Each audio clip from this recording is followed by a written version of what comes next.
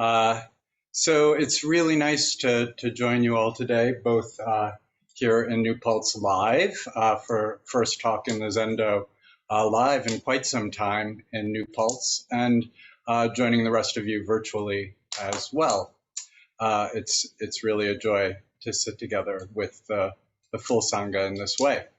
Fall has seemed short-lived here in New Paltz. I guess I can't complain much when we look at areas like Buffalo. But the other day we did have a dusting of snow, and even this morning there was some snow coming down. And Ruby, my dog, who many of you probably see photobombing most Zoom sessions here in the Zendo, has definitely voiced her displeasure about the snow. As she's getting older, her sort of puppy wonderment with snow has moved more to a "are you kidding me" kind of state of being about it. So, and while I'm talking about Ruby, we jokingly, or I jokingly, kind of think of her as the abbess and leader of our Sangha here. She's got everyone well trained. When Sangha members enter, new and old, they must give her dana in the form of a TREAT. We can't say that word aloud. And then she will take up camp on the Hashiki in full prostration. And her practice is steadfast. It's a solid practice. She sometimes breathes a little loud and has some difficulty with the sitting still thing, but she's on the cushion a solid 20 out of the 24 hours of a day. So I think that qualifies her as being able to lead our community deeply, and she offers quite a bit. And while I joke about it, that there may be a reason for my joking about her being the leader of the group here, and we'll get into that a bit further into this talk. I am fortunate also in this community to have some Village Zendo practitioners that go way back. Jiryu and Keishin and Kancho all live in the area. Manchin is planning on being here and has been here quite a bit. So we had long-term Village Zendo practitioners and new practitioners joining me with practice histories of their own. So it was kind of like a little community sprouted up very rapidly. And being an old Luddite in terms of technology, although I have a degree in dance, and thought that perhaps that would translate over to web design. It most certainly has not. And so newer Sangha members called me out quite early and said, "Your website is crap. This is just garbage. You need to work on it." And I agreed, and they're willingly, and please don't look at it yet. We need some time, but coming soon will be an updated, better website. It worked well enough to get some folks here. So it did something, but it could be so much better.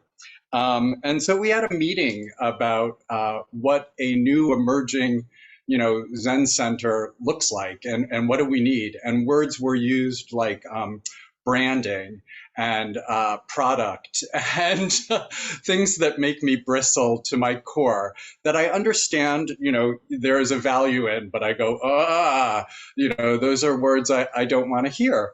And one of the members, shot back a note after, the notes of the meeting for everyone after we had this meeting. And in it, during the meeting, I had said, I'm not interested in making a big splash. I'm newish at this whole thing. I just, kind of want to wave to the community and say, I'm here, and they're sitting a couple times a week, and you can come and join me. And so in the notes, everything was written about what we had talked about. And around that, it was written imposter syndrome. And in all fairness to the author of the notes, I think I described it as imposter syndrome myself first. And it was in quotes, but I went, oh, uh-oh, imposter syndrome. What does that mean? And, I had to look at it and say, yeah, that is probably the best way of describing it. And imposter syndrome for me is a really old story. I think it's not an uncommon story, but for me, it probably really settled in around third grade. I was held back in third grade, and I remember being taken to the school shrink with my mom. Oh, the abbess is coming to pay us a hello. Yes. Am I doing all right? So we were taken into the shrinks room, and there were Rorschach tests and all other kind of cognitive tests that were done. And I think a lot of it, honestly, came down to improper gender play. They wanted me to play more with boys and do boy things, and a lot of it was that I was playing with girls and doing girl things, and they weren't excited about that. So somehow, keeping me back in third grade, although I was struggling for sure, for a lot of reasons, was the answer. And I think that set up a story for me that somehow I got a pass. And that pass was because I already knew I wasn't like everybody else. I was a queer kid. So I knew I wasn't like everyone else. But it was confirmed. And it wasn't confirmed with like, oh, you're queer. It was confirmed with you're bad, you're less than, you're different. And I think that really, settled in. And it's an old, reflexive, muscle memory story for me. So I had to look and do a little research about what imposter syndrome is when it sort of came into being. So it was coined in 1978, and I found this interesting, mostly to describe women who were advancing in the workforce at that time, a phenomenon that they were seeing there. However, by the 80s, it was a shift that became much more widespread, and people saw it across genders and everything. And while it's not an official diagnosis in the DSM, I do think it's something, and maybe I'm just saying this so I feel better about myself, but I think it's something we all experience in some places in our life. And there's probably a reason we experience this, if I may venture a guess at it. And so many of our structures, of our institutions that we must engage in this world, are developed in this sort of stratified way of, you enter into this, institution. I see it in my college students that I work with in college health as a nurse, who are really focused on, I have to get the A in chemistry so I can ensure that I get my master's degree from this other institution so I can get the best job and, et cetera, et cetera, et cetera. And it's valuable and it's important and it's true. In many ways, this is a true story. But for some, it may be a setup when we start using, some sort of litmus test to see ourselves against our peers. So maybe this is true in the Zendo as well for people when they walk through the door. I know when I first came into Zen practice, I could see those really special people that had shaved heads and a sheet over their shoulder. I thought, wow, they've got to be, the experts here. And then there was that sort of middle management with also robes, but not as fancy as the shaved head people. And they had a lobster bib, so they had something going on. And then there were the street clothes wearing people, bringing up the rear. I sort of jokingly say this, but, walking through the door of a Zen center, it probably appears that way, or I shouldn't say it probably, I think it definitely appears that way, to the outside eye at least. And I think the same is true as a nurse. There's an old saying, nurses eat their own. And it's sometimes true in some institutions, but in better institutions, nurses help each other to become better nurses.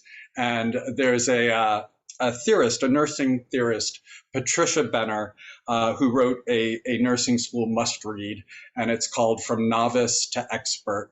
And I find it really interesting that in the Ceasing of Notions, one of the last chapters is From Novice to Expert. So it shows up in our Zen literature too. But the full title is From Novice to Expert, Excellence and Power in Clinical Nursing Practice.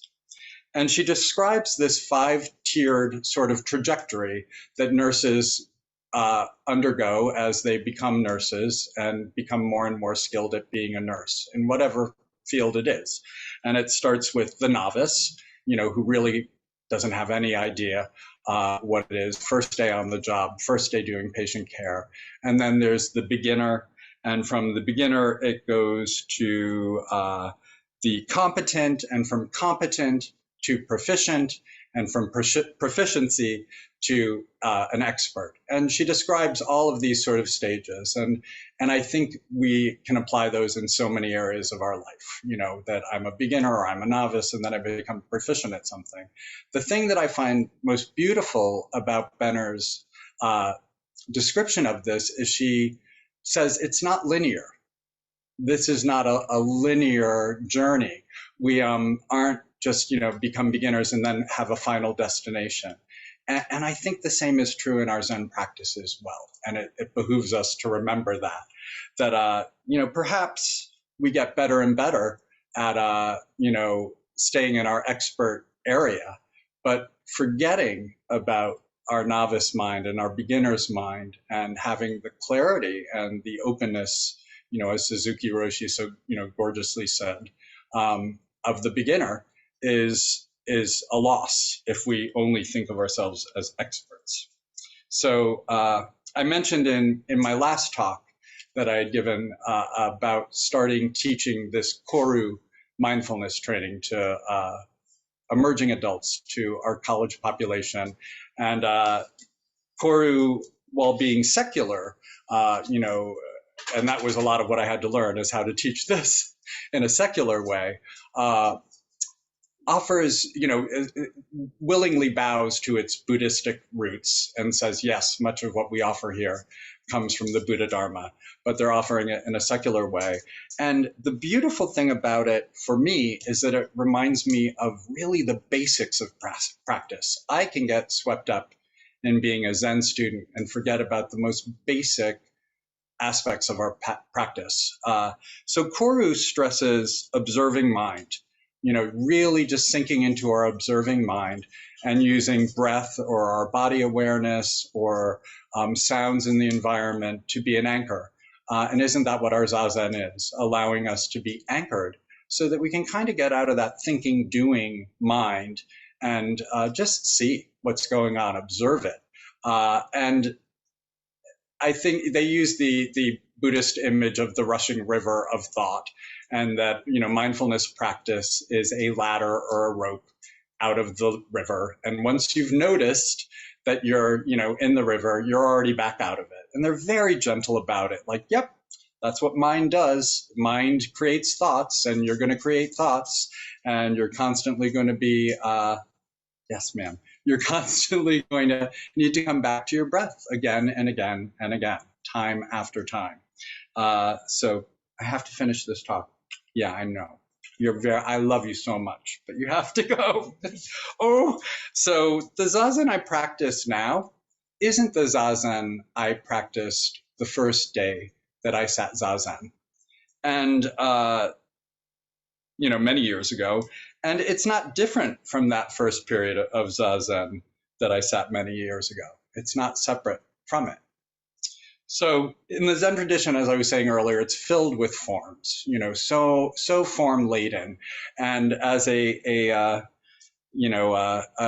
person who was raised Catholic and a ex-dancer, I think that is resonant for me. I think it might be why I fell into Zen practice, is I found the forms to be supportive. And, you know, it's got things like a lineage and a koan syllabus. So if you want to practice in that way, it's really developed well for you to do that. However, unlike other institutions that have that sort of trajectory of, you know, beginner, you know, advanced beginner, novice, competent, proficient, expert, early on in your Zen practice, if you do it for a while and you meet with a teacher in interview, you are more than likely going to hear that teacher tell you that they have nothing special to offer you. There is nothing that you are not already in possession of that they can give you. There's nothing there. And like me, for me, that was so refreshing to hear the first time I heard it, that there was nothing that this teacher could give me. And yet I still needed to believe that the drag they were wearing and the incense and the bells, there was something more there, so that I practiced and continued to practice, to really, really look at what is this? So maybe there's some upaya in our form and the structure of the form. Meeting with students in an interview it's incredible. I feel so privileged to have that opportunity to meet with folks and discuss their practice and hopefully offer a little guidance. I know I walk away having my practice honed in every encounter I have.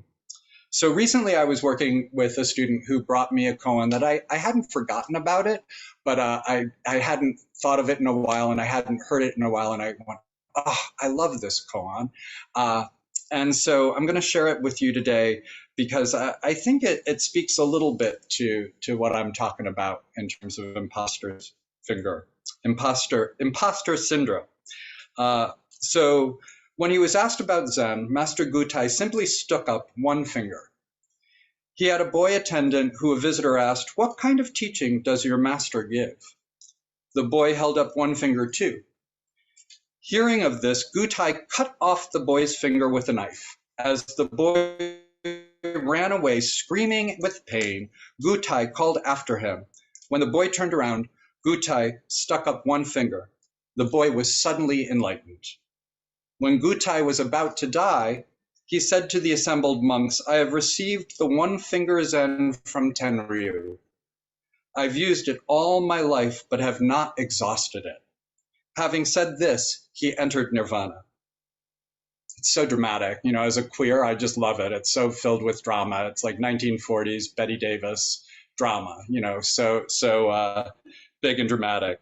But, how do you point to, as it describes in the commentary, Muman describes it as being that Gutai skewers through everything, that thread. How do you express with one gesture, the thread that runs through all phenomena throughout space and time? How do you show it?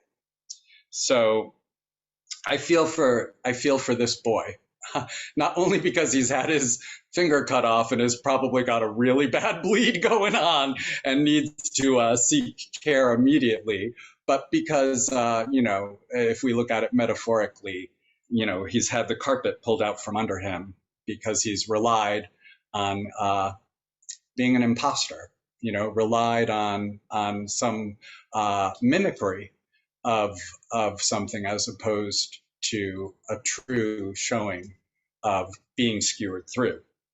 So Gutai used it his whole life and didn't wear it out. And it reminds me of this nursing theorist, Benner, in her 5 stages. I want to link them like to your fingers almost, so that the thumb is novice. It's so important. I mean, as hominids, we can do nothing. This is my one up on you, Ruby.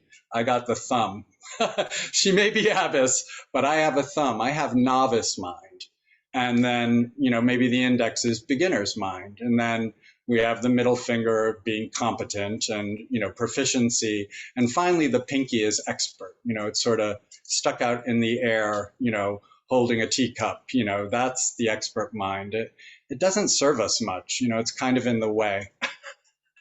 A lot of the time, I think. Good to have when you need to get a full grip of something, but, not really necessary. But, the novice and the beginner mind, that pincher, that's important. And there's a lot as a nurse I can do with one finger, really important things I can do with one finger. I can feel for a pulse, and find a place to do a blood draw or put in an IV if needed. But to be of service, to be of use, I need all 5 of those fingers, to actually put the IV in or to do something of value.